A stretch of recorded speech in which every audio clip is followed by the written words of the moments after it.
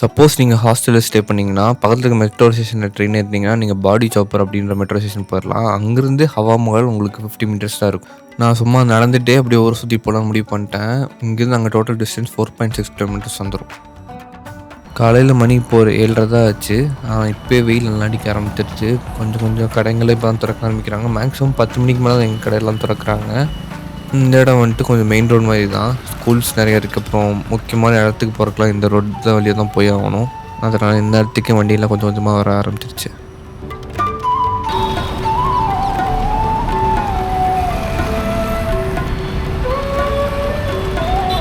ஆக்சுவலாக ராஜஸ்தானில் புறாங்களுக்கு பஞ்சமே இல்லை. சுற்றி முற்றி எங்கே பார்த்தாலும் இது மட்டும் தான் நிறையா சுற்றிட்டு இருக்கோம். மணி இப்போ 7:45 கிட்ட ஆச்சு. ஆனால் செம்ம வெயில் அடிக்குது இப்போவே. எங்கெல்லாம் நிழல் இருக்கோ அங்கங்கெல்லாம் நடந்து போயிட்டுருந்தேன். சரி டீ குடிக்கலாமேன்னு வந்து இங்கே டீ குடித்தேன். தலைவன் சுத்தமாகவே சக்கரை போடல. இந்த ஊர் ஃபுல்லாக எங்கே வேணால் சுற்றி பார்த்தீங்கன்னா ஒரே கலர் தான் இருக்கும். பிங்க்கும் செம்மனும் கலந்த மாதிரி ஒரு கலர் இருக்கும். அதனால தான் இந்த ஊருக்கு இன்னொரு பேர் இருக்குது, இந்த பிங்க் சிட்டி. இடம்லாம் ஆக்சுவலாக பழைய காலத்தில் கட்டி வச்சதா இல்லை இவங்களா கட்டினான்னு தெரில. ஆனால் ரொம்பவே சூப்பராக மெயின்டைன் பண்ணுறாங்க. அது தெரிஞ்சு எல்லா ரோட்வேஸ்லையும் இதே மாதிரி பில்டிங்ஸை நீங்கள் பார்க்கலாம் ஃபுல் அண்ட் ஃபுல்லாகவே. ஒன்ஸ் அந்த ஆர்ச்சுக்குள்ளே என்டர் ஆகிட்டா நம்ம கடைசி வரைக்கும் ஹவா மஹால் போகிற வரைக்கும் இந்த சைட் பார்த்துட்டே இருக்கும். ஆனால் இந்த ஆக்சுவலாக பஜாருங்க 10 மணிக்கு தான் திறப்பாங்க. அதனால இந்த நேரத்தை ஃப்ரீயாக நடந்து போகலாம். இல்லைன்னா ஃபுல்லாக கடையை போட்டு வச்சுருப்பாங்க.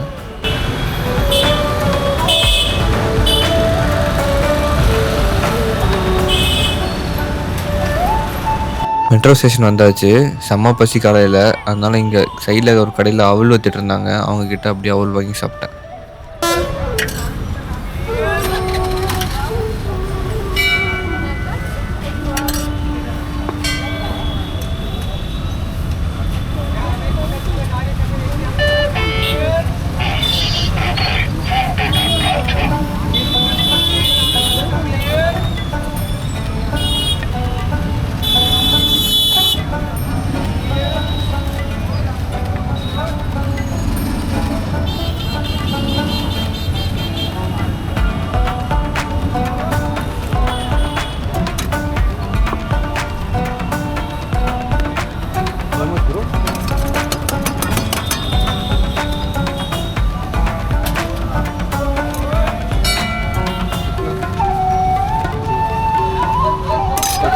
இந்த ஊர் வந்தோடனே ஃபஸ்ட்டு சாப்பிட்ற டிஷ்ஷே இது தான். ஆக்சுவலாக நம்ம ஊரில் காரப்பொரியெல்லாம் போட்டு தருவாங்களா, கிட்டத்தட்ட அதே மாதிரி தான். ஆனால் டேஸ்ட்டு உண்மையாகவே ரொம்ப சூப்பராக இருந்துச்சு. நான் நேற்று நைட் வர சாப்பிடல. இருந்த பசிக்கு இது ஃபுல்லாக அப்படி கட்டிட்டு இன்னொரு பிளேட் வாங்கலான்னு தான் இருந்தேன்.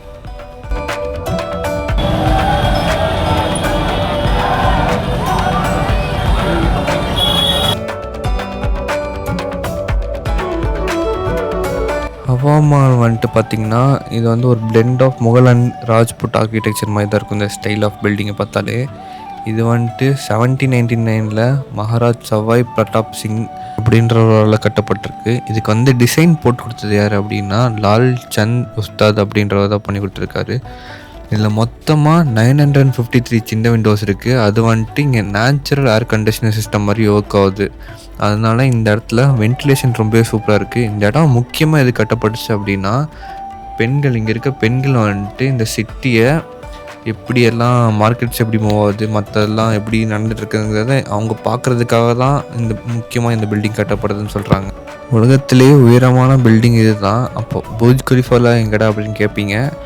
ஃபவுண்டேஷனே இல்லாமல் இருக்கிறதுல கட்டப்பட்ட பில்டிங்கில் உலகத்திலே உயரமான பில்டிங் இது தான்.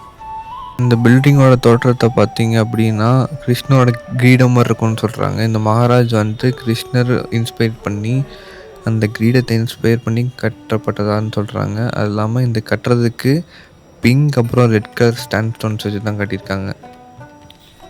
நிறைய இடம் இந்த பில்டிங்கில் போட்டி தான் வச்சுருக்காங்க. எந்த ரீசன் தானே தெரில. மேபி டூரிஸ்ட் எல்லாம் போய் அதை ஏதாச்சும் பண்ணிடலாம் இருக்கலாம். ஆனால் இங்கே மெயின்டைன் பார்த்திங்கன்னா நல்லாவே இதை பண்ணிட்டுருக்காங்க. டஸ்ட்டு குப்பைலாம் ரொம்பவே கம்மியாக தான் இருக்குது. ரொம்ப க்ளீனாக தான் வச்சுருந்தாங்க. ஒவ்வொரு ஃப்ளோர்ஸுக்கும் நம்ம இந்த மாதிரி சுற்றி தான் போய் ஆகணும். ஹைட் ரொம்ப குட்டி தான். கொஞ்சம் ஹைட்டாக இருக்கவங்க வந்தால் தலைக்கே இடிச்சிரும். இதுலேயுமே பார்த்தீங்கன்னா ஃபுல் அண்ட் ஃபுல்லாகவே ஜன்னல் வச்சு தான் கட்டியிருக்காங்க. இவ்வளோ ஜன்னல் வச்சுருக்காங்கன்னா அப்போவே அவ்வளோ வெயில் இருந்திருக்கும்னு நினைக்கிறேன். உண்மையாக சொல்லணுன்னா இந்த பில்டிங்கில் ஜன்னல் இல்லை, ஜன்னல் தான் பில்டிங்கே இருக்க மாதிரி தான் இருக்குது.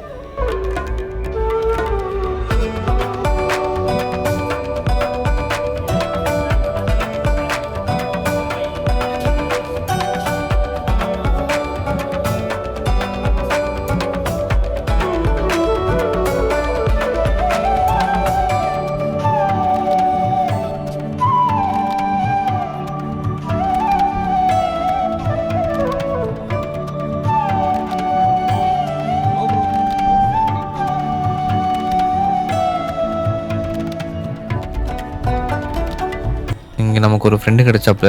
அவருக்கு ஏதோ இங்கே ஜெய்ப்பூரில் ஒர்க் வந்துருக்கு. முடிச்சுட்டு டெல்லிக்கு ஃப்ளைட்டில் போக வேண்டியது. ஃப்ளைட் டிலே ஆனதுனால அந்த கேப்பில் இங்கே நைஸாக வந்துட்டு பாட்டு போகலான்னு வந்துட்டாப்புல.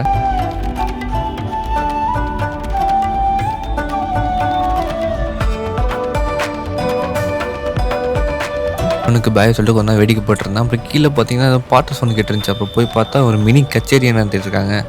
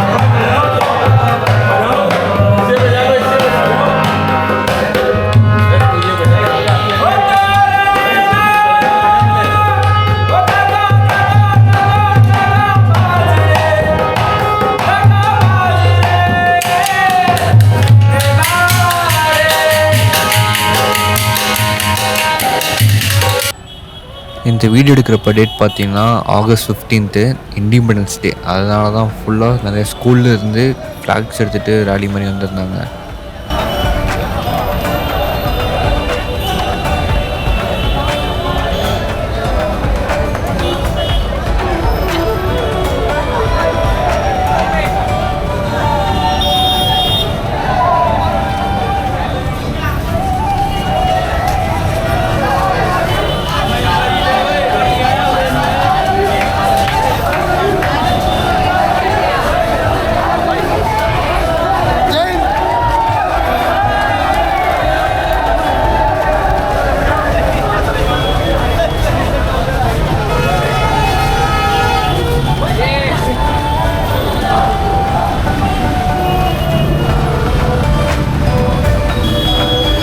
அங்கே வேடிக்கை பார்த்து முடிச்சுட்டு அப்படியே ஜண்டர் மண்டர்னு ஒரு இடத்துக்கு போயிட்டுருக்கோம். நான் சொல்கிற பேர்லாம் ஆக்சுவலாக ப்ரொனன்சியேஷன் கரெக்டாக பண்ணுறேன்னான்னு தெரில. எனக்கு எப்படி தெரியுதோ அந்த மாதிரி தான் பேசிகிட்ருக்கேன்.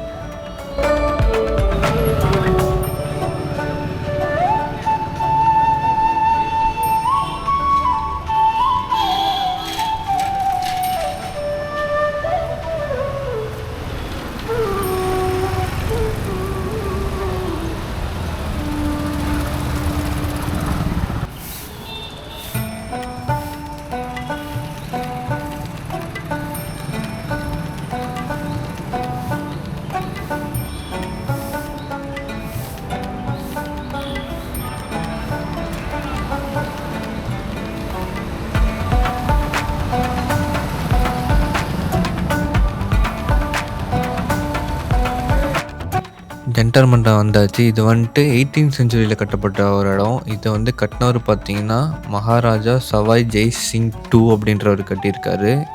இது வந்துட்டு ஒரு வேர்ல்டு ஹெரிட்டேஜ் சைட். இதில் வந்துட்டு மொத்தமாக 19 யூனிக் ஆர்கிடெக்சரல் ஆஸ்ட்ரானமிக்கல் இன்ஸ்ட்ருமெண்ட்ஸ் இருக்குது. இது வந்துட்டு என்னென்னா நம்ம யூஸ் பண்ண டைம் கால்குலேட் பண்ணுற மிஷினாக இருக்கட்டும், ஆஸ்ட்ராலஜிக்கல் மிஷின்ஸாக இருக்கட்டும், கிரகணத்தை கால்குலேட் பண்ணுற மிஷின்ஸாக இருக்கட்டும், அது அப்படியே கல்லில் வடிவமைச்சிருக்காங்க.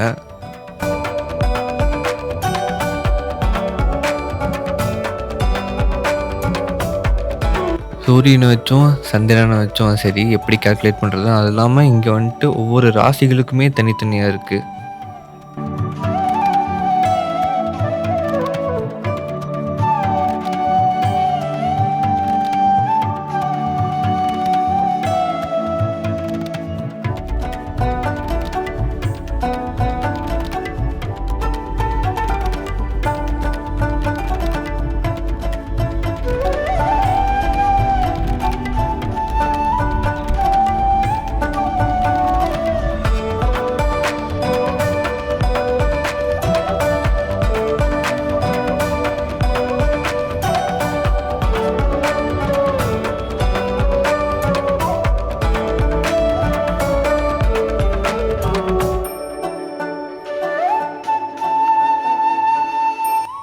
இந்த இடங்களும் பார்த்திங்கன்னா முடிஞ்ச அளவுக்கு நீட்டாக மெயின்டைன் பண்ணிட்டு வராங்க. ஆனால் இங்கே மக்கள் வந்து யூஸ் பண்ணுறாங்களே என்னன்னு தெரில.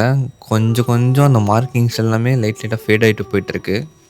ஆனால் இங்கே எல்லா பிளேசஸ்லேயும் இந்த பொம்மலாட்டம் நிகழ்ச்சி வந்து நடந்துகிட்டே இருக்குது.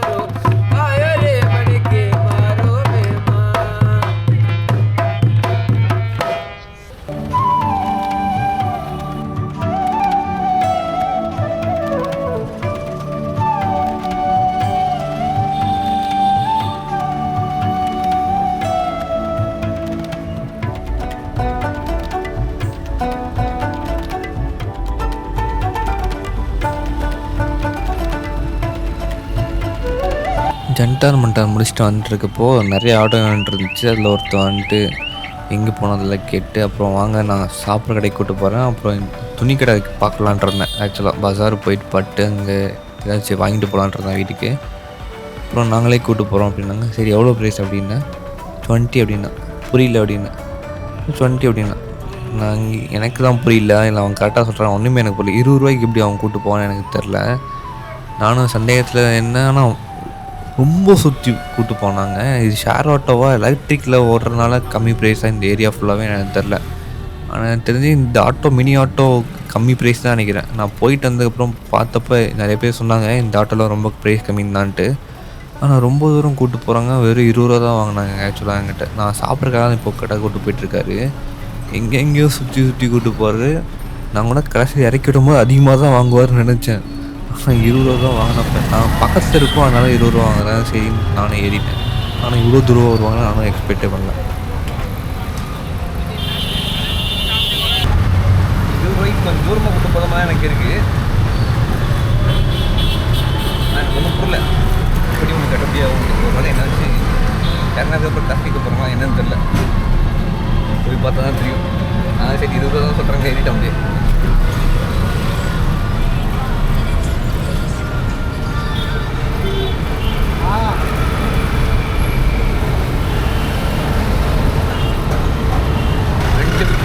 அங்கேருந்து ஜெண்டர் மண்டலேருந்து கொஞ்சம் தூரத்தில் இருந்தேன். அங்கேருந்து இங்கே வந்துட்டு மறுபடியும் திருப்பி போகிறதுக்கு 20 ரூபா தான் சொன்னாங்க. அது போக சாப்பிட்ற கடைக்கு சொல்லியிருக்கேன். சாப்பிட்ற கடைக்கு கூட்டம் கறிப்போ போயிட்டு சாப்பிட்டு சொல்கிறேன்.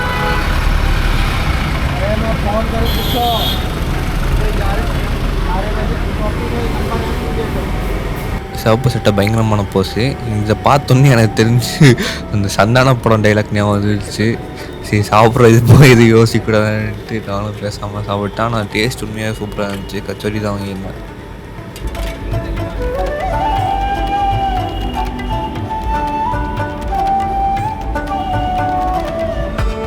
சாப்பிட்டு முடிச்சுட்டு அப்புறம் பஜாருக்கு கூப்பிட்டு போனாங்க. எனக்கு பெருசாக ட்ரெஸ் பிடிக்கல, ப்ரைஸும் ரொம்ப அதிகமாக இருந்துச்சு. அதனால் நான் எதுவுமே வாங்க அப்படி கிளம்பிட்டேன்.